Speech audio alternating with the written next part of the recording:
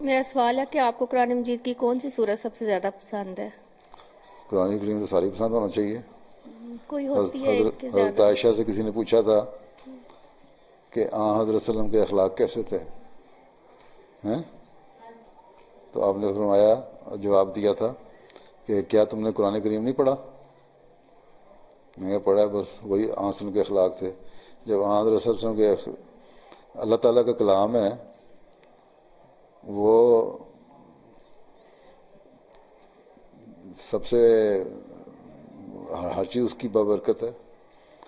سمجھ آئی؟ اس لیے یہ کہنا یہ پسند ہے اور یہ نہیں پسند ہے، ناپسند والی تو سوال ہی کوئی نہیں. باقی ہیں کچھ مضامین ہیں جو بار بار بات سامنے آتے ہیں، اس لیے ان کو دہرایا جاتا ہے اور وہ فائدہ مند ہوتے ہیں جماعت کے لیے بھی، حالات کے لیے بھی. اس لیے میں بعض سلیکٹڈ صورتیں پڑھتا ہوں تاکہ ان کے مضمون جو ہیں سامنے آتے رہیں. کبھی کسی کو غور کرنے کا پتہ لگ جائے تو کر لے گا. ہیں باقی ہر چیز کی ایک ٹاپ کی صورت ہوتی ہے. جس طرح آنسر نے فرمایا کہ آیت الکرسی جو ہے یہ اس کی ایک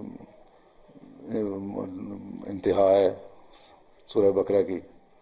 ہیں پھر اسی طرح آخری 3 آیتوں کے بارے میں یہ بھی نجات کے لیے. اسی طرح بہت ساری صورتیں. اب قل هو اللہ احد میں، سورہ اخلاص میں اگر اللہ الصمد کا صحیح مطلب پتہ لگ جائے تو یہی اس کی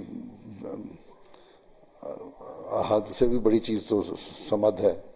اس لیے کہ اس میں کا مطلب یہ ہے، لوگ کہتے ہیں اللہ تعالیٰ غنی ہے. غنی کا مطلب یہ ہے کہ اللہ تعالیٰ کو کبھی موت نہیں آئے گی، وہ ہمیشہ سے ہے، ہمیشہ رہے گا، اور ہر چیز ہلاک ہونے والی ہے، وہ کبھی ختم ہونے والا نہیں.